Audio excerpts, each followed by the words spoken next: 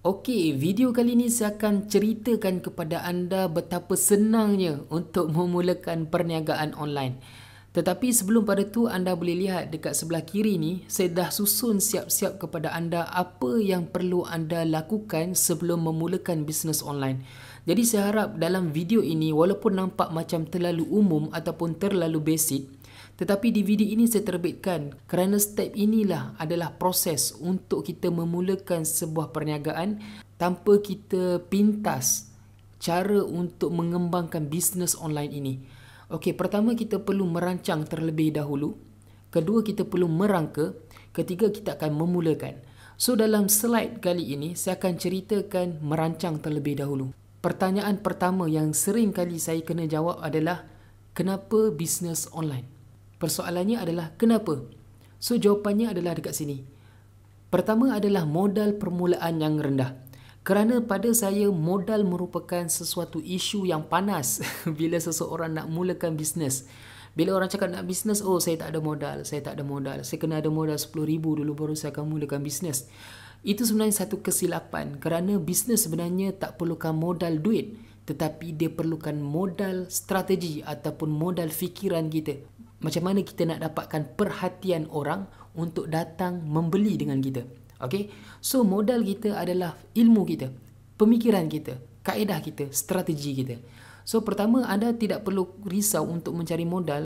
Kalau misalnya anda katakan sesuatu perniagaan itu perlukan modal, memang betul. Kerana dalam bisnes, nak buka bisnes burger pun, anda paling tidak pun anda kena ada 500 hingga RM1,000. Sedangkan bisnes online, anda boleh mulakan on the spot. Kerana modal dia terlalu rendah. Apa yang perlu anda ada adalah anda perlu ada desktop, ataupun anda perlu ada iPad, ataupun anda perlu ada laptop. Paling tidak pun anda kena ada smartphone. Dan saya rasa rata-rata pada tahun 2015 ini semua orang dah ada smartphone. Daripada smartphone anda itulah anda boleh memulakan sebuah bisnes ataupun perniagaan internet. Caranya sangat-sangat mudah. So saya akan ceritakan step by step kepada anda. Okey? Cuma ada 3 sahaja syarat yang anda perlu ketahui ataupun anda perlu ada waktu anda nak menjalankan bisnes online setelah anda mempunyai smartphone ataupun laptop ataupun iPad ataupun desktop. Apa yang perlu anda ada adalah anda kena ada internet, anda kena ada ilmu dan anda kena ada masa. Anda kena ada internet kerana kita bisnes internet. So paling tidak pun kalau misalnya anda tak ada streaming ataupun Unify kat rumah, it's okay. Anda boleh pergi online dekat library, anda boleh pergi online dekat mana-mana kedai kafe, pergi dekat kopitiam, dekat mana-mana tempat kedai mamak sekarang pun banyak internet wifi percuma.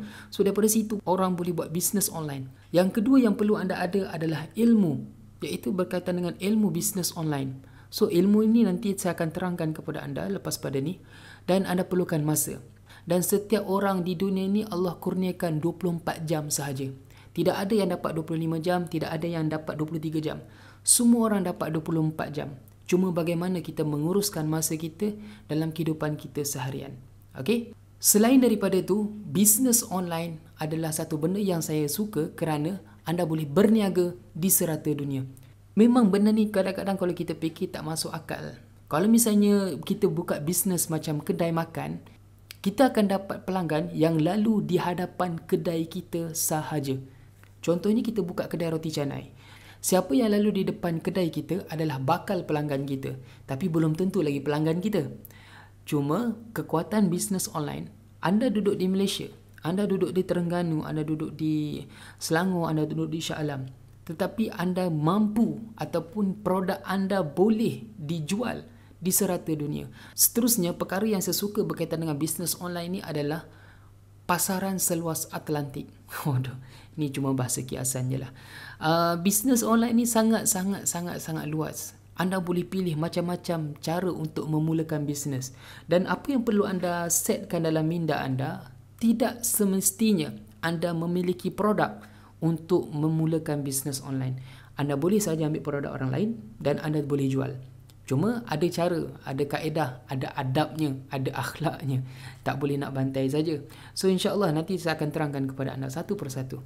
So pasaran sangat luas, seluruh dunia tuan-tuan. Antara perkara yang paling saya suka dalam bisnes online ini adalah kebebasan memilih perniagaan.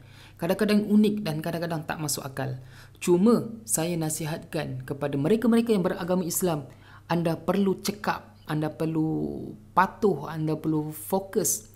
Cuma nasihat saya kepada usahawan Islam, anda perlu memilih dengan teliti bisnes-bisnes online yang diharuskan ataupun yang dibolehkan dalam hukum syarak. Kerana ada setengah-setengah bisnes online yang boleh membawa kepada perkara-perkara yang syubhah ataupun perkara-perkara yang boleh meragukan. Walaupun nampak duit tu sangat mudah untuk datang kepada kita, tetapi sebagai orang Islam, orang yang mengamalkan Islam, kita perlu tahu yang mana dilarang oleh Rasulullah sallallahu alaihi wasallam dan yang mana yang dibolehkan oleh Rasulullah sallallahu alaihi wasallam. So insya-Allah dalam video ini saya akan kongsikan kepada anda apa yang dikatakan perniagaan yang unik dan apa yang dikatakan perniagaan yang tak masuk akal, insya-Allah. So nantikan dalam video yang seterusnya.